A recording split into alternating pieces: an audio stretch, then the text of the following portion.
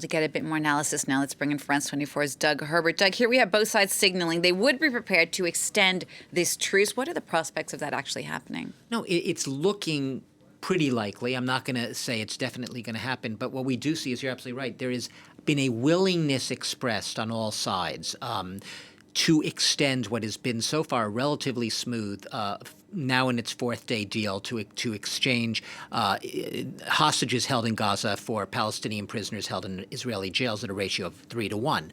Hamas says it does want to extend this. However, it does have if not conditions, it has a heavy wish list. And one of those big wishes is to secure more Palestinian prisoners being released for every Israeli hostage being released. Like I said, that ratio has been 3 to 1 now. So in the past 3 days, it's been 39 Palestinian prisoners for 13 Israeli hostages. There are 8,300 Palestinians estimated being held in Israeli jails. Hamas says that is one reason for justifying a higher ratio of Palestinians to be released for every Israeli hostage. Now, for its part, Israel is willing to consider extending this truce, and as part of that deal, there's a provision for an extra a day of truce for every extra 10 Israeli hostages being released.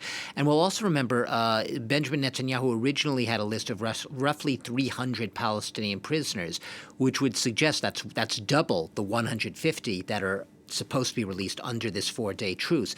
So it gives a lot of wriggle room for maneuver for additional prisoners to be released, really on both sides. One of the problems is, and Qatar has been the go-to mediator here, is Qatar says it too favors an extending a truce, and it's working very hard behind the scenes to make that happen. The problem being is the hostages being released. Qatar says that Hamas effectively has to go looking for these hostages, needs an additional 20 to 40 hostages beyond these 4 days to gather them together. Now, the pause has enabled Hamas to go around Gaza, presumably, and to round up these hostages. But the problem is not all of the hostages are controlled by Hamas. And we don't have a very solid hold on these numbers, right? We keep saying 240 hostages taken from Israel by Gaza on October 7th, the day of that horrific, tragic attack, taken into Gaza. We don't know how many of them are still there, their condition, where they're being held, how many are being held by Islamic Jihad or potentially even other groups. We just don't know. This is all complications going ahead, but the willingness is there. Even Joe Biden has said it, but there's, as the U.S. president said, nothing is guaranteed at this point. Nothing can be taken for granted.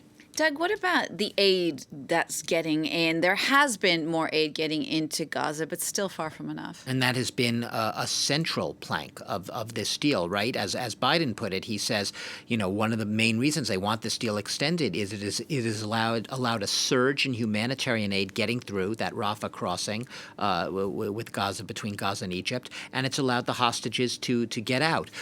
That said, we have seen, yes, an uptick in aid, but I am using the word uptick because, look, on Saturday we saw about 200 aid trucks getting in from via the Rafah crossing, including about 7 with diesel fuel, which is absolutely essential to get generators running, to get perhaps vital hospital services have a chance of getting some semi-running again.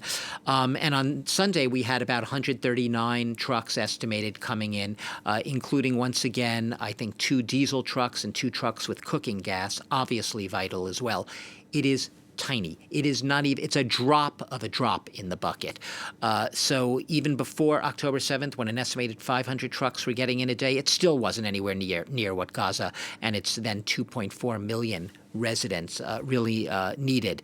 Most of those residents now packed into the south. The conditions are even more dire. The aid needs are just as urgent as ever, despite that uptick. So part of any future extension of a deal obviously is going to have a component of raising the level of humanitarian aid getting in. Even looking beyond, if this deal were to be extended, even looking into another phase where you would have more negotiations leading to further hostage releases potentially and more aid getting in. They all go hand in hand. They're all interwoven. You can't simply take it all individually.